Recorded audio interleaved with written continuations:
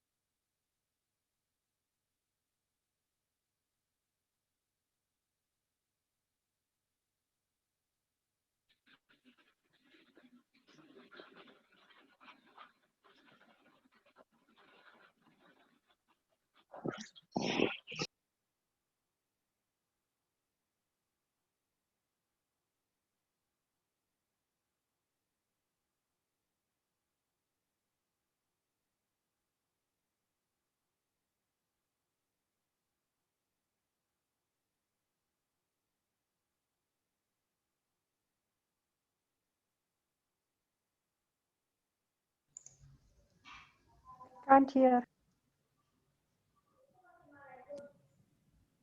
We can't hear anything. Upasate ye chapi aksharam avyaktam tesham ke yogavitamaha. Arjuna inquired, which are considered to be more perfect, those who are always properly engaged in your devotional service or those who worship the impersonal Brahman, the unmanifested? Shri Bhagavan Vacha Maya Veshya Mano Yemam Nitya Yukta Upasate Saddhaya Paryopetas Teme Yuktatmamata. The Supreme Personality of Godhead said, those who fix their minds on my personal form are always engaged in worshipping me with great and transcendental faith. With great and transcendental faith are considered by me to be most perfect. Yete Aksharam Anirdeshyam Avyaktam Paryupasate Sarvatragam Achintyam Cha Kutastam Achalam Dhruvam Saniyaman Indriya Gramam Sarvatra Samabhutayaha Te Prapnuvanti Mameva Sarvabhuta Hiterata.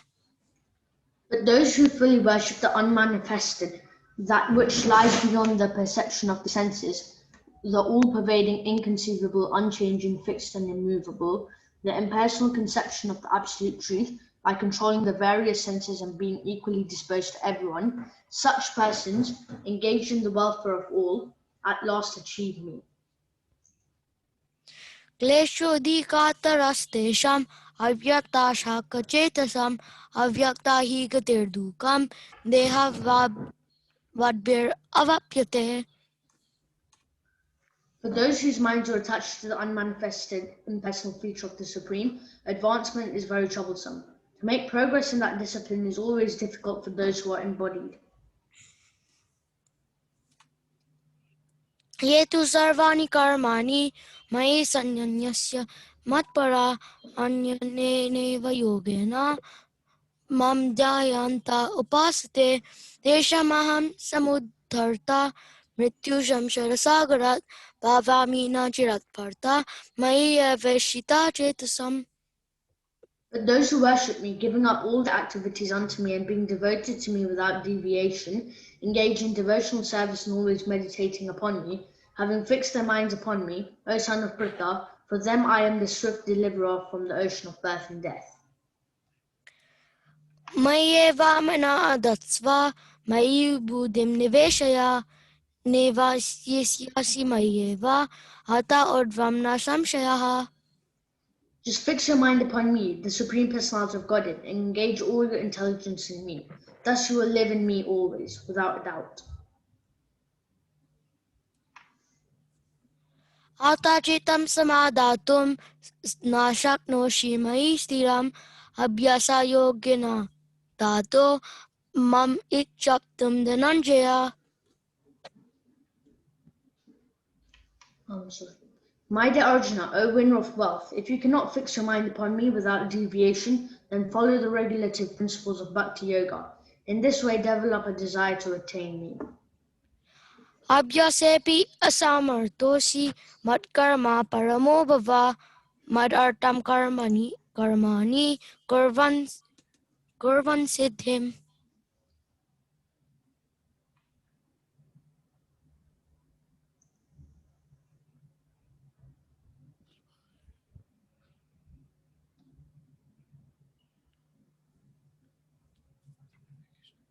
Hare Krishna? Yash? Sorry, I thought you didn't finish the verse. If you cannot practice the regulations of Bhakti Yoga, then just try to work for me, because by working for me, you will come to the perfect stage. Ate tad api ashaktosi kartum mad yogam ashrita sarva karma phalatyagam tata kuryu yitamavan. If, however, you are unable to work in this consciousness of me, then try to act giving up all results of the work and try to be self-sustained.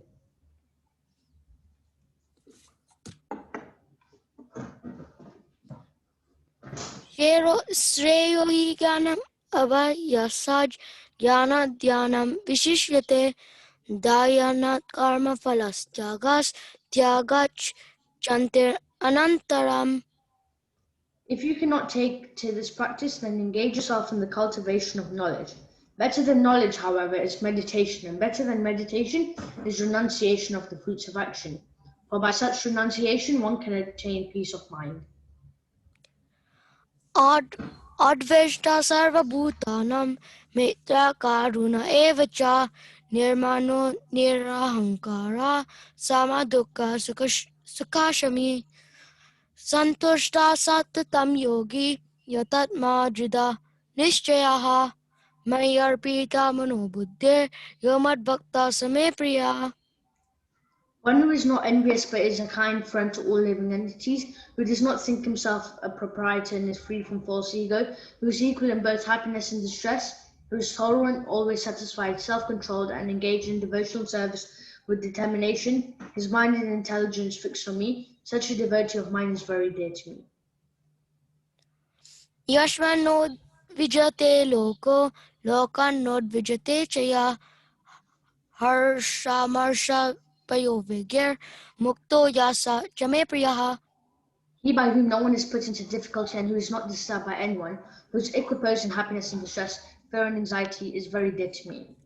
Anapeksha Suchir Daksha Udasino Gatavyata Sarvaramba Parityagi Yomad Bhakta Same Priya. My devotee who is not dependent on the ordinary course of activities, who is pure, expert, without cares, free from all pains, and not striving for some result, is very dear to me. Yonarishyati na drishti na sochati na kangshati subha subha parityagi bhakti manya same priyaha. One who neither rejoices nor grieves, who neither laments nor desires, and who renounces both auspicious and inauspicious things, such a devotee is very dear to me. Samasatro cha mitre cha tata mana panamanayo sitoshta sukha dukesho samasanga vivarjitaha tulyaninda stutir moni santushto yena kenachit aniketa stiramatir bhakti man me priyonara. One who is equal to friends and enemies, who is equiposed in honor and dishonor, heat and cold, happiness and distress, fame and infamy, and who is always free from contaminating association, always silent and satisfied with anything, who doesn't care for any residence, who is fixed in knowledge and who is engaged in devotional service, such a person is very dear to me. Yetu dharmam ritam nidam yato tam paryupasate shraddha namat Matparama Bhaktaste Tirvame Priya. Those who follow this imperishable path of devotional service and who completely engage themselves with faith, making me the supreme goal, are very, very dear to me. Thank you so much, Yash and Sridham, for reciting this beautiful chapter, chapter 12. Um, so today we will be discussing the text 3 and 4 because these texts are together. So let me just stop sharing this screen and I'll bring up the right screen. Om Namo Bhagavate Vasudevaya. Om Namo Bhagavate Vasudevaya. Om Namo Bhagavate Vasudevaya. So we are doing text 3 and 4 today. Ye tav aksharam anirdesham avyaktam pariyupasate sarvatra gam achintayam cha kutastam achalam dhruvam saninyamendriya graman sarvatra samabudaya te prapunavanti mameva sarvabhuta hite rata. Translation and purport by His Divine Grace A.C. Bhaktivedanta Swami Srila Prabhupada. But those who fully worship the unmanifested, that which lies beyond the perception of the senses, the all-pervading, inconceivable, unchanging, fixed and immovable, the impersonal conception of the absolute truth by controlling the various senses and being equally disposed to everyone, such persons engaged in the welfare of all at last achieve me. Purport by Srila Prabhupada. Those who do not directly worship the Supreme Godhead Krishna, but who attempt to achieve the same goal by an indirect process, also ultimately achieve the same goal, Sri Krishna.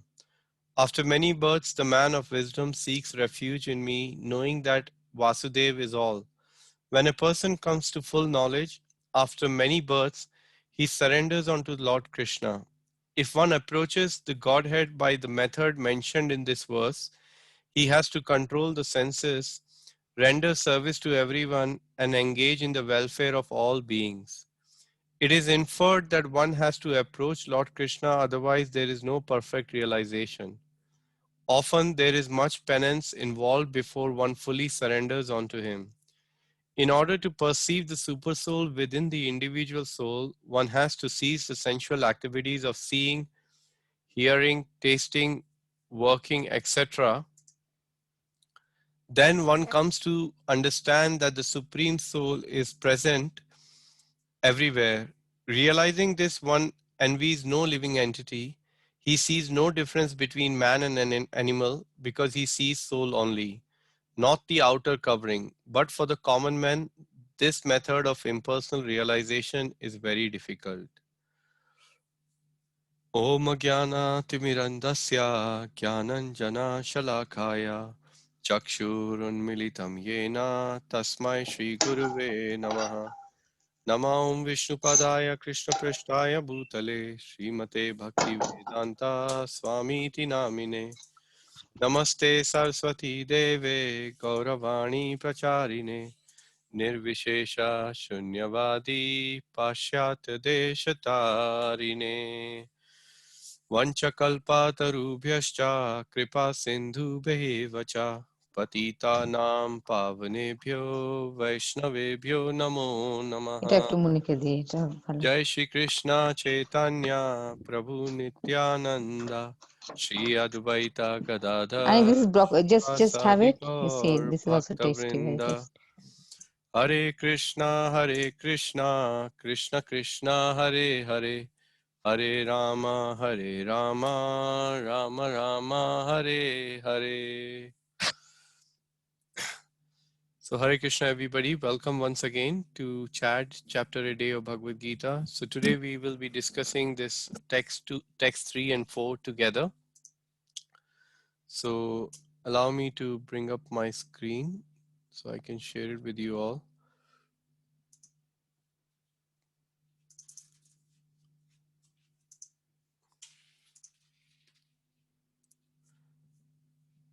So we had a quick sort of a session yesterday where we looked at the different sections of this chapter. Just a recap, if anybody was not able to join yesterday. We looked at how in the initial 7 verses, bhakti will be established as a superior method of attaining the absolute truth versus impersonalism. In the next section, we will see how the progressive stages of devotion work, starting from the text 8 all the way to 12, where Krishna is giving us something for everyone.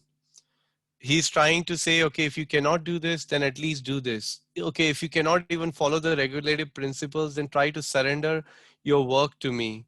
If you can't even surrender your work, then at least offer the results of that work to me. And if you cannot do all of that, then at least try to cultivate meditation or knowledge. So like this, Krishna, because of his compassionate nature, is trying to tell us that at least try to make a spiritual start somewhere in this human form, because it's a very rare opportunity that we are being given this human form, and we should take full advantage of this opportunity by performing devotional service. And finally, in the third section, the qualities that endear one to Krishna are being explained from text 13 to 20. And now let's look at the link between the previous text yesterday. So in the previous text, the link is that Arjuna is happy to hear that devotional service is superior, but he now wonders what is the attainment of an impersonalist who, renouncing work, is able to fully worship the unmanifested. So Krishna is a little bit curious to find out, okay, the Lord answers in the second text to him that, oh Arjuna, I'm happy to tell you that the question you asked me in the first text is who's more superior. So now Krishna is telling Arjuna in the second text, it's actually worshipping me in my personal form is far superior than any other method. But still, because there is a process for the benefit of other people and for us to have a clarity to see really what is superior, Arjuna is now wanting to find out what is the attainment of an impersonalist. Where does he go? What does he do? What is his, goal? So now in the subsequent verses from here, Krishna will begin to answer that question. So I just wanted to cover some key elements and have a look at the verse, one particular verse from Bhagavad Gita. But just before we do that, because the previous text is related to this text, as you know, I really like to welcome some reflections. So if anybody would like to reflect back what we discussed from the yesterday's verse, feel free to either send a message or unmute yourself and share a reflection or two from our yesterday's session. So that'll help us make a start on this session.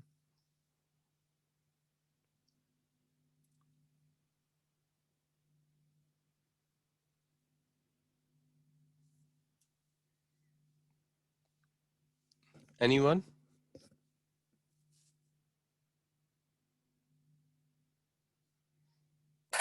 Prabhuji, Yes, Bharti Mataji. I think there are, if I remember, there are three things we must most important to remember. Mm-hmm. We as a devotee should be able to fix our mind on the Lord very sincerely. Yes. And secondly, we have to be, like Nitya Yukta they mentioned there, ability to remain constantly engaged in worshipping without likely the mind to deviate anywhere else apart from, itself to the other, sort of things rather than Krishna. Yeah. Okay. Good. And the third we think is we need to have full faith, unwavering faith, we can call it, on Krishna. Okay. Close. Yeah. So one of the point you mentioned about having a full sort of taking full shelter, which was relation to the point B from the first text, which was taking the samadhi, attaining the stage of pure samadhi. And the first was that Krishna consciousness activities are not material, because everything we do is in relation to Krishna. And we looked at some of the examples of how a grahastha can be engaged in doing his bhakti, but at the same time, he's actually, although he's performing the so-called material activities of going to places of buying, shopping, using the vehicle to drive around, all of that is being spiritualized because he's doing it for one purpose, which is yajna. And that yajna is the Sankirtan yajna to please Sri Chaitanya Mahaprabhu and please the deities in his home or in the temple, and to provide things which are necessary for his family in order to progress in Krishna consciousness. And the second part was that the pure devotee is in full samadhi, and we saw how by chanting, by hearing, by shopping for Krishna, by engaging in many other activities. Actually, we also read from Srila Prabhupada's conversation in Melbourne, where he talked about an example he gave about the microphone, that how even a microphone, when it is engaged for glorifying the Lord's qualities or preaching, that is a spiritual activity. We also read how we can aspire for that stage. And then Srila Prabhupada gave us an example that how basically in the Bhagavad Gita, he quoted Agna Paino Nityastam Titikshava Bharata, that how by tolerating these different difficulties we overcome and being steadfast in our devotional service, we can rise above these difficulties. So those were some points from our yesterday's presentation. Going back to our today's session. So let's look at now what Krishna is being saying here is our text today. So these are the few things which have been confirmed. The theme of this particular verse is that those who worship unmanifested will also reach Krishna eventually and surrender to him, because Arjuna is inquisitive to know the destination of such a person. So these are some words which stuck to me from the particular place, the characteristics of the impersonal conception of the absolute truth. So those characteristics are that what is about the impersonal form. So things which are in relation to the impersonal form are, it is unmanifested, that it does not have a personality behind it. It is beyond the sense perception. We cannot feel it or with our current senses. It's all pervading, because the light of the Lord, of the effulgence of the Supreme Personality of Godhead, is far and wide, and it is all pervading. We can't really sort of touch it or say, okay, here it is. And because it's all pervading, it is, in one sense, it's inconceivable, because we cannot see, well, we can definitely learn that the light is coming from the effulgent body of the Lord, but we won't be able to find out the sort of the beginning of that light, even if we wanted to actually. And similarly, it's unchanging. It's the effulgence of the Lord is the eternal. It is an eternal aspect of the Lord, but it's unchangeable. It's fixed, and it is immovable. So these are some important aspects as far as the impersonal conception of the absolute truth is concerned. So now let's look at how to worship the unmanifested. So these are the ways: by controlling various senses, as Prabhupada hints these points, by being equally disposed to everyone. So this is trying to attain, attaining a stage from understanding. The first stage is to understand that I am a spirit soul. That's the beginning stage. The second stage, to understand that I am the spirit soul, but there is also a supreme soul situated in my heart who I can begin to worship. So that is still an incomplete realization, but still it's a progressive realization from understanding I'm a soul and there is a super soul, because you're accepting a superior authority other than your soul. But what happens is, a lot of time the Mayavadi thinks that Aham Brahmasmi, they think, okay, I'm a soul, but I also have the opportunity to become Brahman, or I can actually become the God. So that conception in itself is not at all complete, but accepting a supreme authority that there is a super soul definitely helps. But what happens is, sometimes a Brahmavadi also believes in a super soul, but at the same time he may think that, okay, in order for me to realize the super soul, I need to merge myself in the Brahma Jyoti of the Lord. So Prabhupada hints these points in the purport. He's saying, how can we reach that stage is by controlling our senses, which even somebody who's at the level of trying to practice that I'm a soul and trying to follow the neti marg, as Prabhupada says, neti, I don't want this. I have nothing to do with the material world. I'm going to go and live in the forest. I do not want to see the sense objects, because my mind gets bewildered and attracted to certain things. And by being engaging in the welfare of all, difficult for any common man, much penance is involved before the ultimate realization of full surrender takes place. So these are some important aspects. Now, I wanted to look at a little bit more in detail, and hence I bought this. I have this verse for all of you, which is the next verse here. If you can see my screen. Who would like to, maybe we can have somebody recite this verse. Sandeep Prabhu, would you like to try to recite this verse in Sanskrit or even English translation, whichever you're comfortable?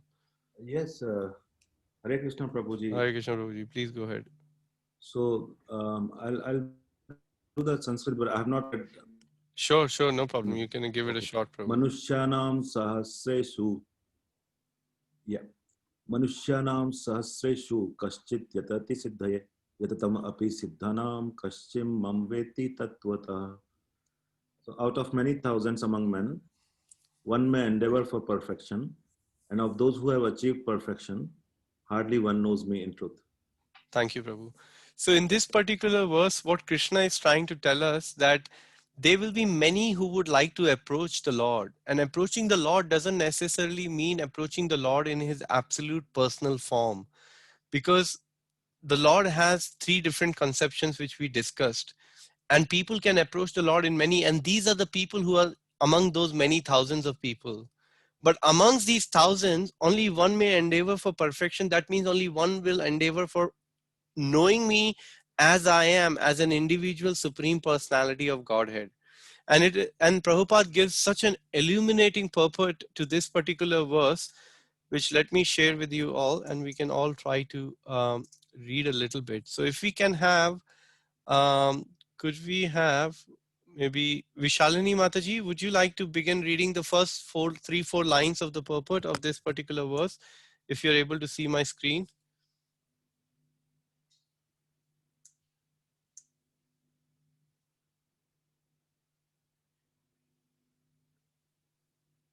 If not, we can go to Suparna Mataji while we are waiting for Vishalini Mataji. In case if she comes back, we will hear from her. Suparna Mataji, are you able to unmute? Oh, Vishalini Mataji, I Okay. can see yourself. You have unmuted. Can Yes. you Yes. make the phones a little bit bigger? Yes, sure, Mataji. Thank you. That's fine. There are various grades of men, and out of many thousands, one may be sufficiently interested in transcendental realization to try to know what is the self, what is the body, and what is the absolute truth.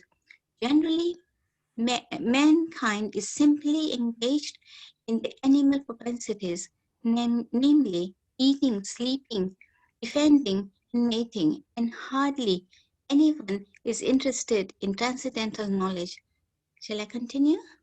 Yes, you can read one more line, Mataji, and then we can The invite. first 6 chapters of the Gita are meant for those who are interested in transcendental knowledge, in understanding the self, and for those who are in the super soul, and the process of realization by Gnana Yoga, Dhyana Yoga, and discrimination of the self from matter. Thank you so much, Mataji. Thank you. Okay, if we can, Suparna Mataji, are you available to unmute yourself and read this, the next part? If not, we could go to SS. Not sure who that is, but I have somebody here with the name of SS. Hare Krishna Prabhu. Hare Krishna. Who's this? Shweta. Shweta Mataji, Hare Krishna. Would you like to read the next lines from where Mataji left? However, Krishna can only be known by persons who are in Krishna consciousness. Other transcendentalists may achieve the impersonal Brahman realization, for this is easier than understanding Krishna. Krishna is the supreme person, but at the same time, he is beyond the knowledge of Brahman and Paramatma. Do you want me to continue? Yes, continue, Mataji. The yogis and the jnanis are confused in their attempts to understand Krishna, although the greatest of the impersonalists, Sripad Shankaracharya, has admitted in his Gita commentary that Krishna is the supreme personality of Godhead, but his followers do not accept Krishna as such. For it is very difficult to know Krishna, even though one has transcendental realization of impersonal Brahman. Thank you, Shweta Mataji. Very nice reading. If I can now maybe invite Satya Prabhu or Satya Mataji, I'm sorry, would you like to unmute yourself and read the next part, next paragraph?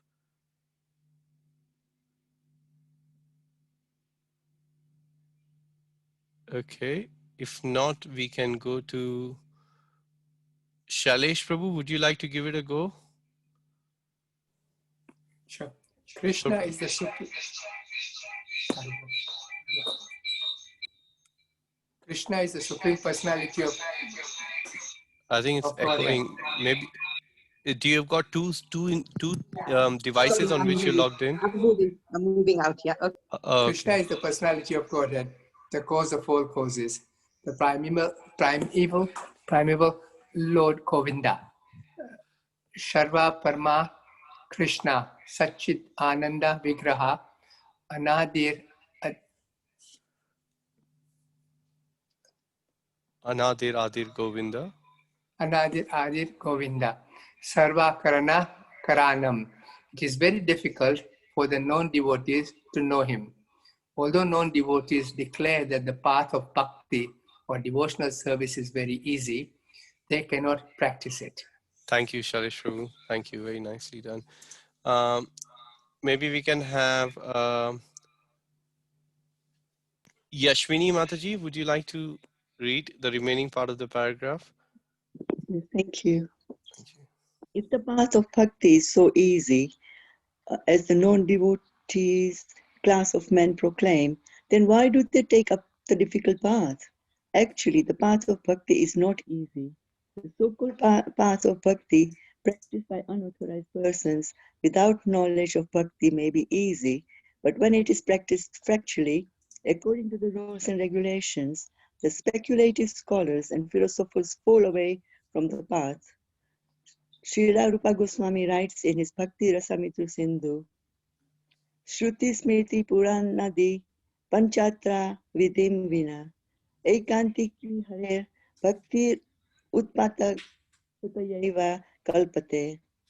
Devotional service of the Lord that ignores the authorized Vedic literatures like the Upanishads, Puranas, Narada, Pancharatra, etc. is simply an unnecessary disturbance in society. Thank you very much, Mataji. Thank you. Right. Let's see who else we can have somebody read. Deepak Sampath Prabhu, would you like to read the next part?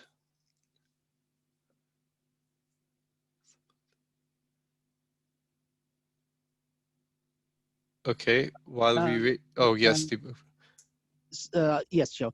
Hare Krishna Prabhu. It's not possible for the Brahman realized impersonalist or the Paramatma realized yogi to understand Krishna. The Supreme Personality of Godhead as the son of Mother Yasoda or the charioteer of Arjuna. Even in the great demigods are sometimes confused about Krishna. Muyanti yat suryam. Mam tu veda na kaschana. No one knows me as I am. The Lord says, and if one does not know him, then Sa Mahatma Sudur Labha. Such a great soul is very rare. Therefore, unless one practices devotional service to the Lord, he cannot know Krishna as he is. Tattvata. Even though one is great scholar or philosopher. Thank you, Prabhu. Okay. Thank you very much. Ajay Mukunda Prabhu, would you like to please conclude the remaining part of the purport? Only the pure devotees can show something of the inconceivable transcendental qualities in Krishna, in the cause of all causes, in his omnipotence and opulence, in his wealth, fame, strength, beauty, knowledge, and renunciation. Because Krishna is benevolently inclined to his devotees, he is the last word in Brahman realization, and the devotees alone can realize him as he is. Therefore it is said, Ata Shri Krishna Namade na bhaved graham indriyahe sevan mukhehi jivadav swayam eva spuratyada. No one can understand Krishna as he is by the blunt material senses, but he reveals himself to the devotees, being pleased with them for their transcendental loving service unto him. Padma Purana. Jai. Thank you so much, Ajay Mukunda Prabhu. So it is a very relevant purport and a verse to what we are discussing in the Bhagavad Gita. And some really good points have been made by Srila Prabhupada in this purport.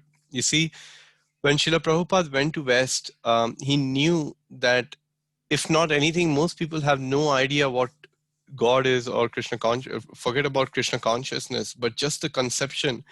But beyond that, the biggest factor Prabhupada knew he would be faced or he need to be very strong against was impersonalism, shunyavad, because that's very prevalent even amongst the seekers in the West, who we know thousands and thousands and thousands of people travel every year from West towards North, coming to, towards India, seeking spirituality. And if not, most of these people think that let me go and meditate and sit in Himalayas and meditate on something void, meditate on something which doesn't have a form. And hence you will see Srila Prabhupada in his purports in many places across many books Prabhupada has written. He very strongly spoke about this point, trying to refute the impersonalism, because even Chaitanya Mahaprabhu said, it's fine if you cannot come to bhakti, but if you accept the path of impersonalism or Mayavad, then unfortunately you're doomed. Then you, in one sense, you make an aparadh because you derive the personal form of the Lord.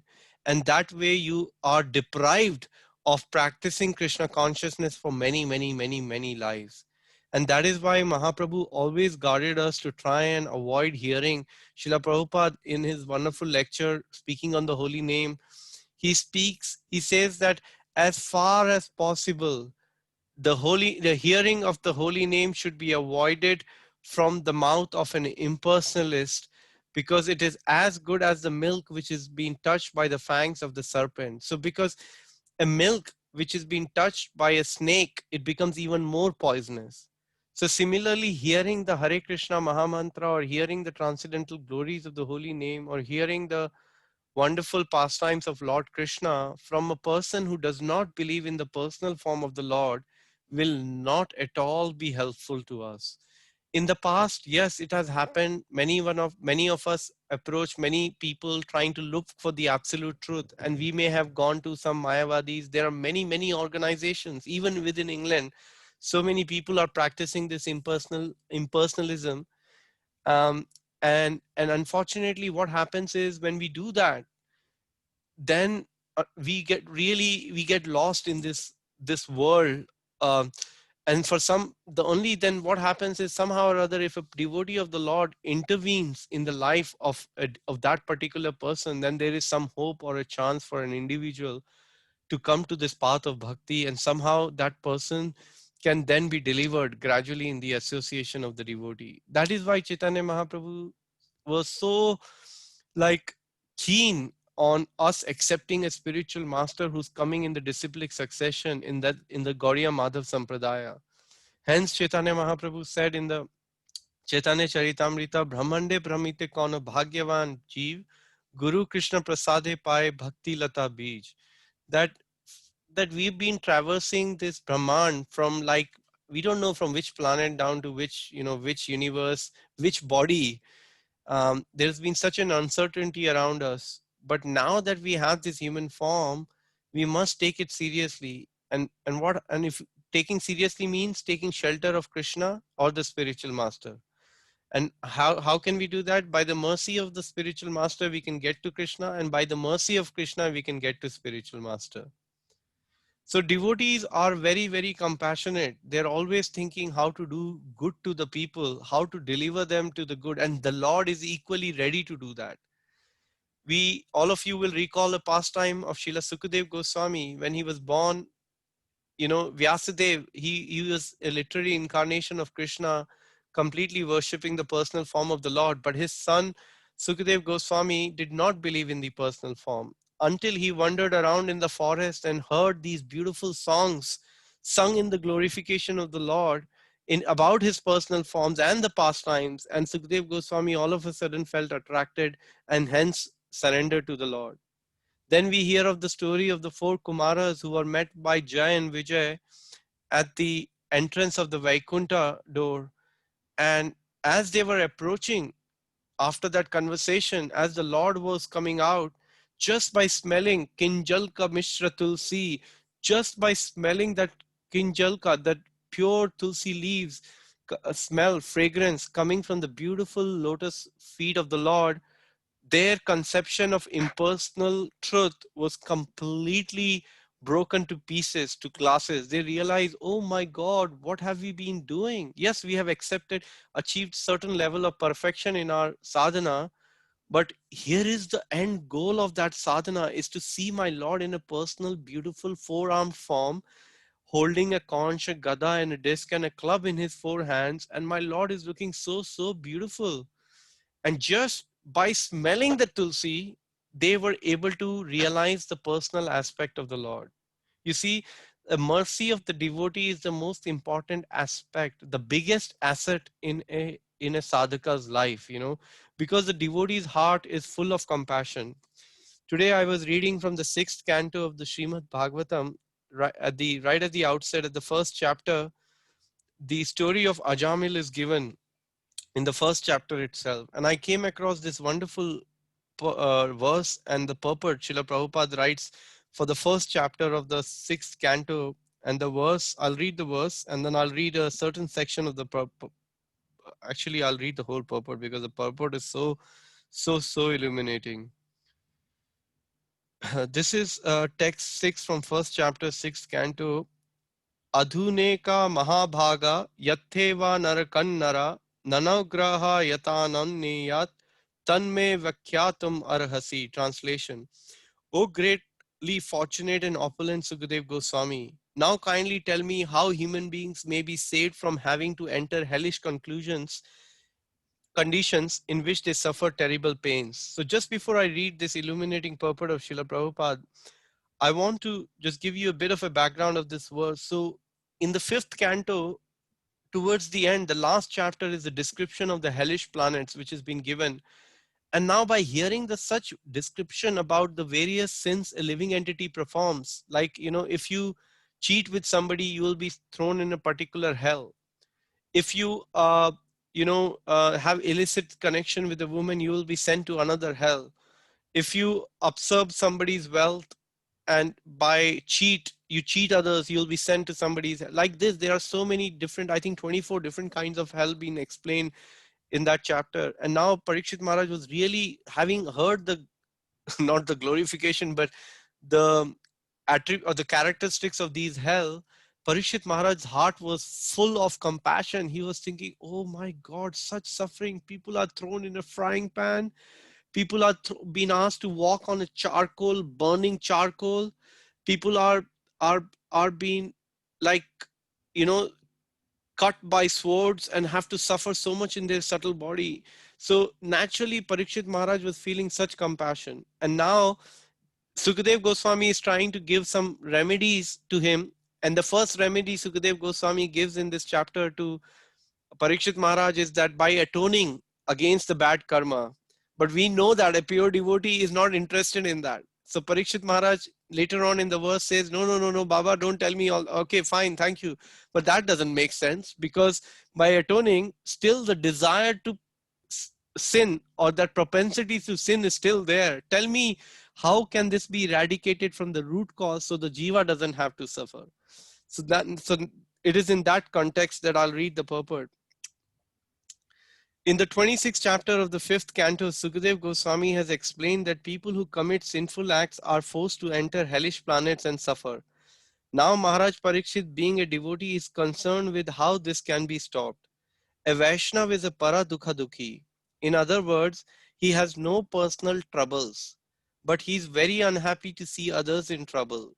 Prahlad Maharaj said, my Lord, I have no personal problems, for I have learned how to glorify your transcendental qualities and thus enter a trance of ecstasy.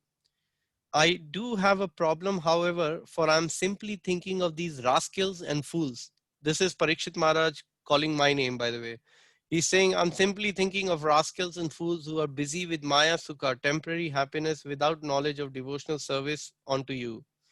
This is the problem faced by a Vaishnava. Because a Vaishnava fully takes shelter of the Supreme Personality of Godhead, he personally has no problem. But because he's compassionate towards the fallen conditioned soul, he's always thinking of plans to save them from their hellish life in this body and the next. Parikshit Maharaj therefore anxiously wanted to know from Sukhdev Goswami how humanity can be saved from gliding down to hell.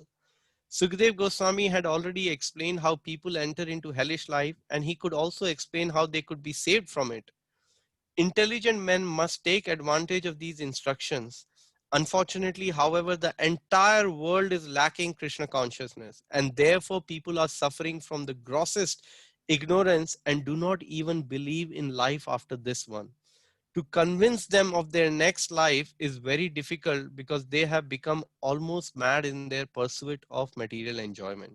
Nevertheless, our duty, the duty of all sane men, is to save them. Maharaj Parikshit is the representative of one who can save them. Om Tat Sat. So this is a beautiful illuminating purport from Srila Prabhupada, which is telling us that that's why we are saved. Prabhupada came to save us, to liberate us from this conception that first of all accept that you're a soul, then accept there is a super soul. But don't just finish there. There is also a supreme person who you can serve through his various devotees, through his various pastimes, and you can be part of that world of Lord Krishna. And we see the mood of these devotees. They are trying to take us in that direction, and that's why these scriptures are like, our savior, which have been given to Prabhupada, and that is why we emphasize so much on reading, studying, and distribution of this literature. So I would like to conclude our today's session on that point, on this wonderful purport of Srila Prabhupada. Because the purport was very small, Prabhupada made key points which I shared with you in the presentation, but I thought let's look at this particular purport of the verse from Bhagavad Gita, where we can look at some certain aspects of how the bhakti is superior than the impersonalism. So let's have some comments and questions or reflections for a few minutes, and then we will go straight into our bhajan. And the bhajan is also in this mood of that how the mercy of a pure devotee or the Lord himself coming in the form of Sri Chaitanya Mahaprabhu is trying to save us actually. So we will try to approach and imbibe that mood, how we can approach this bhakti. So before that, let's have some reflections, either through comments or you can unmute yourself and share something.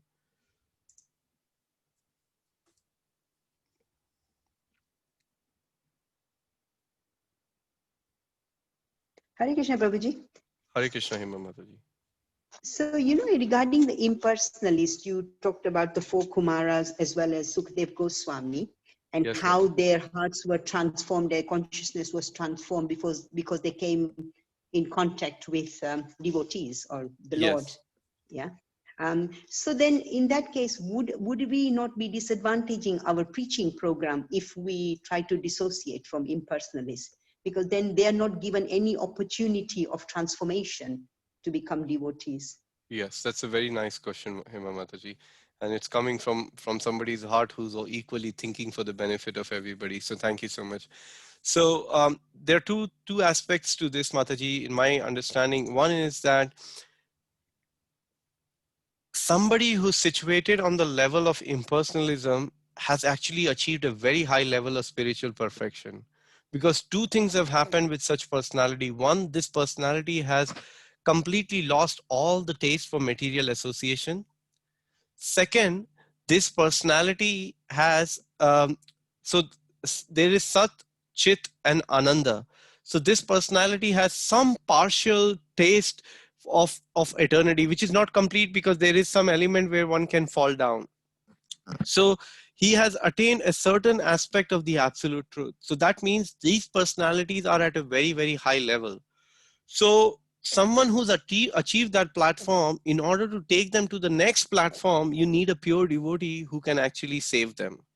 As far as the first aspect is concerned, Hema Mataji, in this particular example. So for Kumaras, because they were the direct sons of Brahma, there had to be a intervention either directly by the Lord or his pure devotees. But in this case, this was directly by the Lord through the Tulsi leaves. Whereas talking about the example where I believe, or I can imagine you're coming from, is the understanding of the other people who just do not have the conception that the Lord is a person. I'm rather happy just worshiping the light, or I'm rather happy just worshiping um, basically some higher power, as people say, and meditate on myself, and I'll become God one day. So for such people, at least the practicing devotees of Krishna consciousness should try to make an attempt. That's why what we do when we go out and share Krishna consciousness is we simply present what we have received. And then when we offer a book to the people, Srila Prabhupada, every single page, every single book is all about personalism. And there is such personalism because of these wonderful pastimes. So by giving that opportunity to others to read Bhagavad Gita or other books of Srila Prabhupada, we are directly counteracting that impersonalism, because one day they will open up and realize the absolute truth. The second aspect is when they read and when we are able to follow up with them or have a discussion or invite them and speak to them that, okay, the Lord has a person, and help them answer their questions, that is also a very good way. However, the moment when we approach somebody and they say, go away from here, I'm quite happy, that's one thing could happen. Second thing could happen, great, but let me tell you, the impersonal truth is much higher. Take a seat, let me explain to you. So we haven't reached well, it depends on the individual. If the devotee is in such a stage where he feels confident to be able to refute that statement in a very humble way, like how Chaitanya Mahaprabhu taught us, by acting in a right humble way, then we may be able to stand there and be able to speak to the person. But in the second case, the best thing is to bid a farewell and say, and like my Guru Maharaj says, you always honor the objection. If the person says, oh, I knew that you're such a learned person, I'm so very happy to have met you, but if you don't mind, I have quite a few homes to visit today, but I will, and I like to bid your farewell today. So because we do not want to get into a confrontation or an argument, unless and until we have that humility and we are able to present, then it's fine. So those were some thoughts, Hema Mataji. I hope that helps. That helps. Thank you, Prabhuji. Thanks. Thank you, Mataji. Any more comments before we go on to our bhajan? While you are thinking of any reflections, you can send me a message. I'm just going to try and bring up that bhajan if I have the...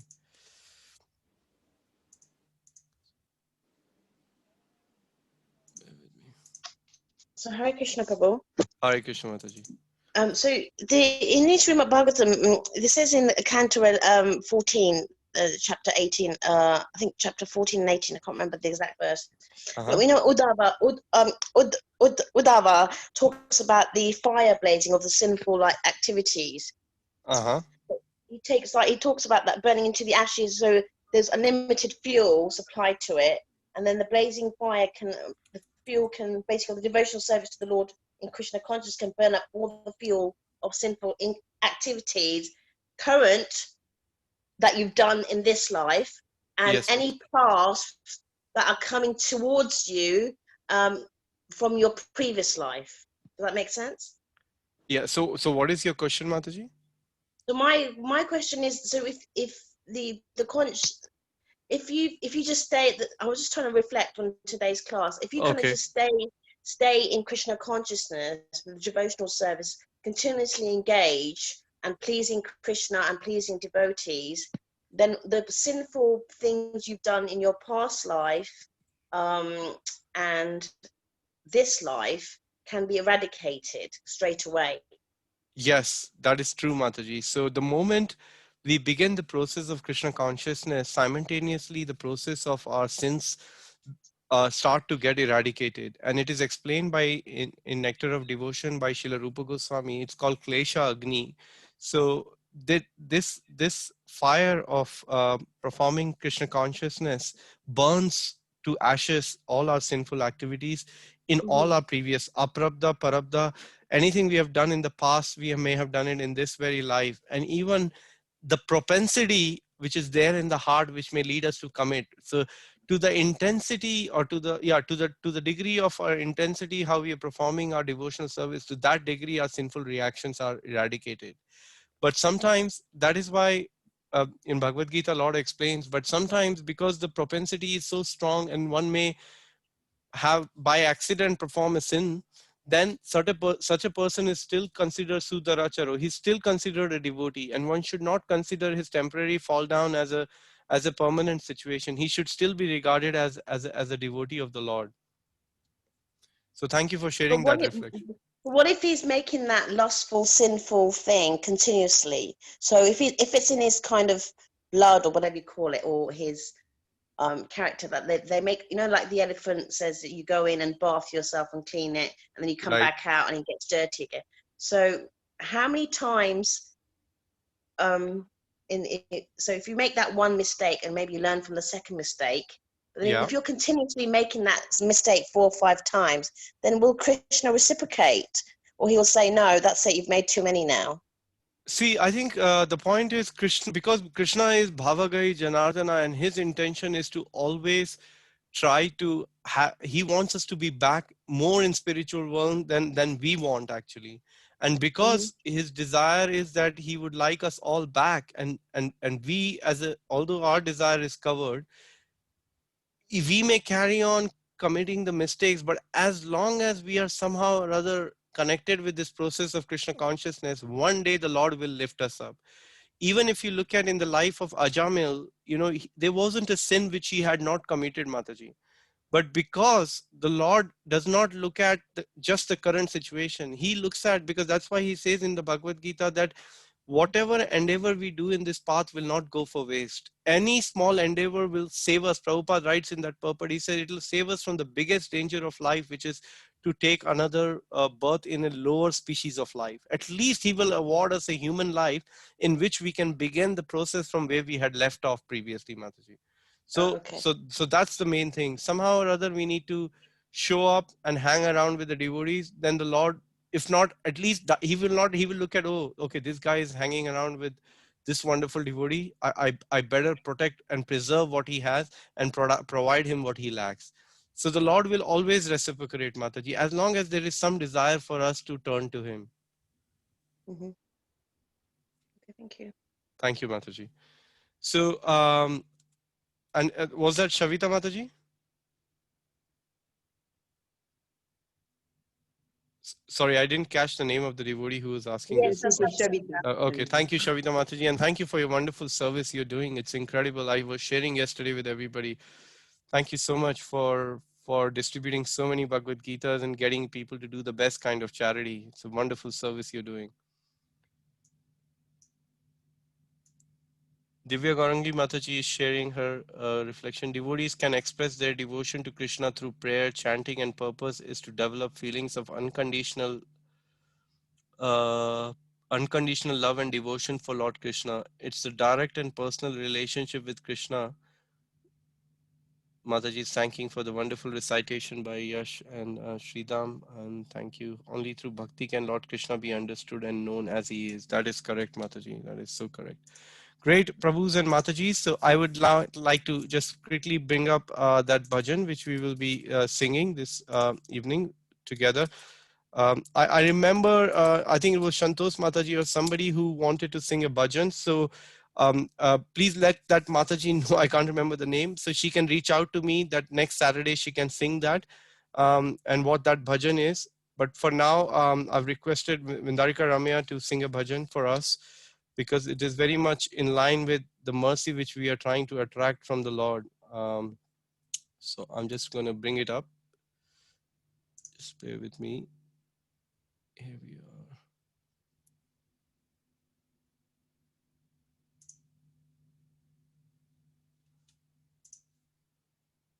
Sorry, I'm just trying to find the lyrics of it.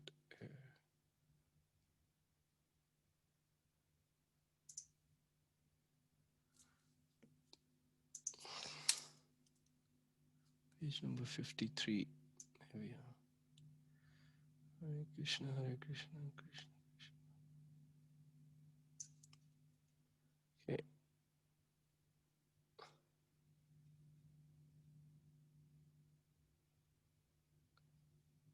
Okay, I'm going to make the screen bigger and share it with you all. Hopefully you can see it. Okay, can I make it a bit more bigger? Here we are. So perhaps Vindarika Ramya, do you want to start with the translation and then everybody else can follow one translation each? The bhajan is on the right hand side called Goranga Karuna Karo. I think it might be easier if I just copied that on a Word thing. So bear with me. So it's easy and everybody can see it. It's not coming to how I wanted. Is everybody able to see the screen? Yes, Prabhu. Yes. Okay, great. Yes, So Prabhuji. thank you. Thank you. So Vindarika Ramya, would you like to read the first two translations and then? Yeah, okay. Or Sachi can read one if she wants to. Want to read? Okay. Read this one.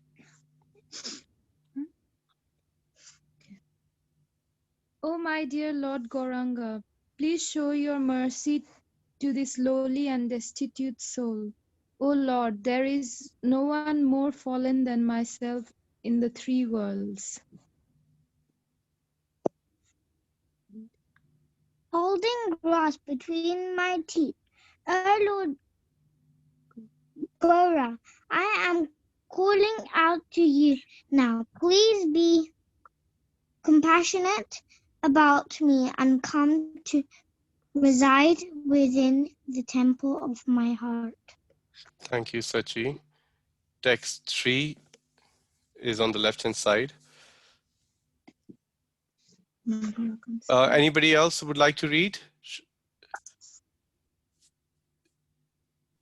I can read, Prabhuji. Yes, Mataji, go ahead.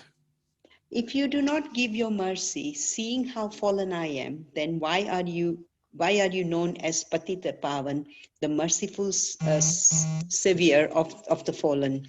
I'm plunged amidst the violent hurricane-stricken waves in the ocean of this material world, from which there is no escape.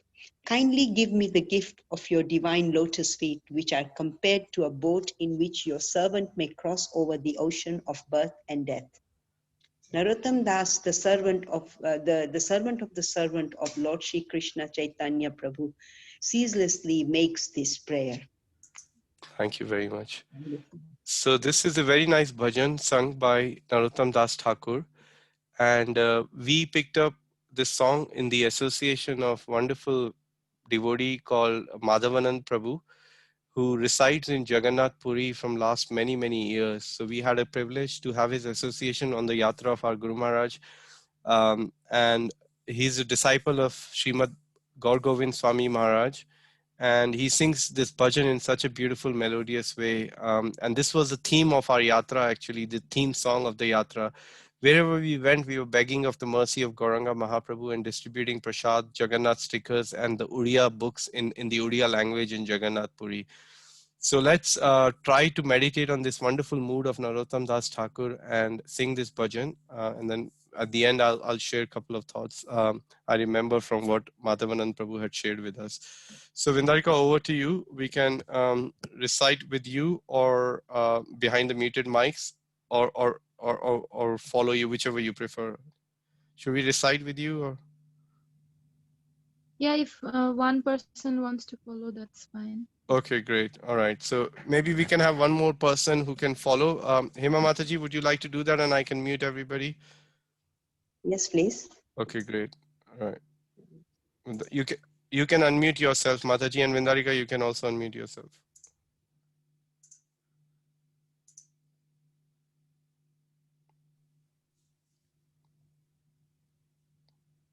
Go ahead. Gauranga karuna karo, ami dinahina jane. Gauranga karuna karo, ami dinahi na jane. Gauranga karuna karo, ami dinahi na jane. Gauranga karuna karo, ami dinahi na jane. मोसामपतिता प्रभु नाहि त्रिभुवने मोसमपतिता प्रभु नाहि त्रिभुवने दन्ते त्रिनाधरि गौरा दाकी है तोमार Dante Trinadori Gaura Daki Hai Tumhara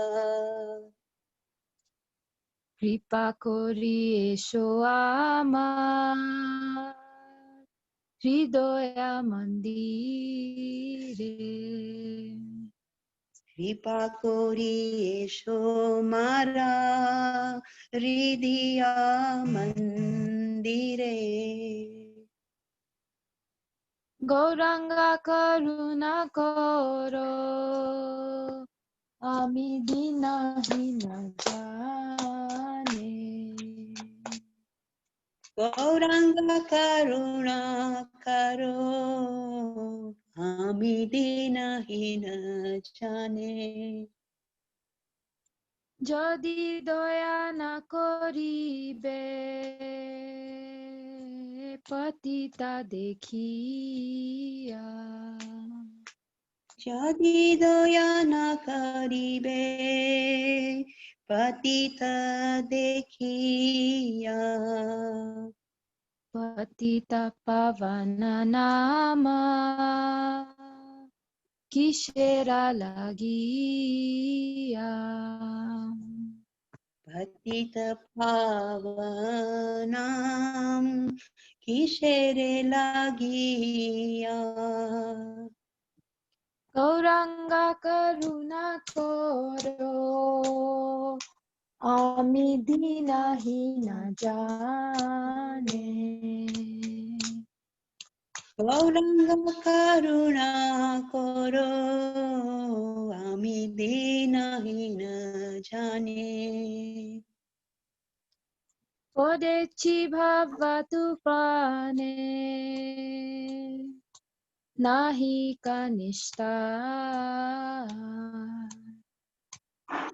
उदेची भाव तूफाने नाही का निस्तारा श्री चरण तारणी दाने दासे कोरपा श्री चरण तारीन दाने दासे कोरो पारा গৌরাঙ্গা করুণা করো আমি দীনহীন জানে गौरांगा करुणा करो आमी दीनहीन जाने श्री कृष्ण चैतन्य प्रभु दासेरानुदास श्री कृष्ण चैतन्य प्रभु दासेरानुदास प्रार्थना कराए सदा नरोत्तम दास प्रार्थना करे सदा नरोत्तम दास গৌরাঙ্গা করুণা করো আমি দীনহীন জানে गौरांगा करुणा करो आमी दीनहीन जाने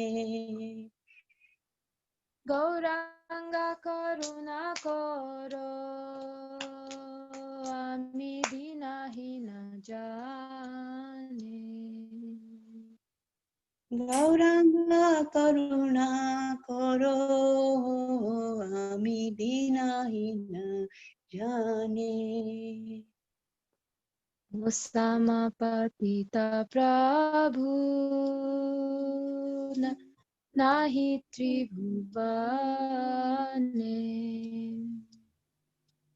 Mosamapatita Prabhu Nahi Tribhuvane.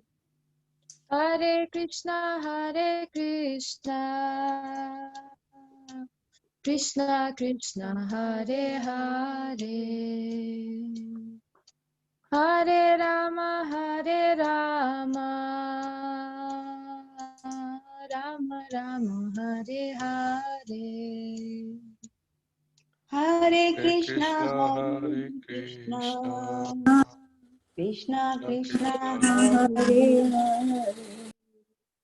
Hare Rama, Hare Rama, Rama Rama, Hare Hare. Thank you. Jai. Thank you. Thank you so much. Haribol, wonderful. Haribol. Hare Thank you. Thank you so much, Vindargaramya and Hima Mataji. It's a very nice song, something to meditate about. Mood of Narottam Das Thakur. He's singing that song and begging for the mercy of Sri Chaitanya Mahaprabhu. And he's saying that I can guarantee you there's nobody more fallen than me. So look at the humility of Narottam Das Thakur and look at the humility he's sharing in this beautiful bhajan, especially when he's saying that I'm holding a grass between my teeth, O Lord Gaura, and I'm calling out to you now. Please be compassionate upon me and come to reside within the temple of my heart. So it's a very nice bhajan to really meditate on, to sing as much as possible. We were singing this every day in the yatra actually, and it was such a nice feel, especially the way Madhavanand Prabhu was singing is like just out of the world. So thank you everybody for joining us this evening. And tomorrow we'll have Association of Vrindavan Chand Prabhu, and on Monday as well. And please remember to tune in definitely on the Monday with Vrindavan Chand Prabhu and Keshav Gokulanand Prabhu, where Prabhu will share some more tips on how you can reach out to the 10 families, because I honestly see each member of the CHAD here to be taking part on this campaign, because reaching out 10 families is not at all difficult. And we're going to even provide a platform where you can come regularly and just collect those little contacts from your phone book and call them, and we will all come together in a Zoom call. So we'll be hopefully sharing those details with you on Monday, and we can all try to do it that way, and try to invite, or invite the mercy of Lord Gauranga Mahaprabhu and Narottam Das Thakur. So thank you again, everybody, for tuning in this evening for the recitation and for the bhajan. There are many thank yous from devotees on the bhajan and how melodiously it was sung. Somebody's asking me, can you send the lyrics for the bhajan? I'm just gonna type the thing here, Gauranga Karuna Karo by Narottam Das Thakur. If you Google it with ISKCON word, it will come up and you can just see the lyrics, Mataji. I've just sent it to you. So please look after yourself and stay safe. Thank you very much, everybody. Vancha kalpatarubhishya kripa sindhu Hare patitanam Krishna, pavnebhyo. Hare Krishna.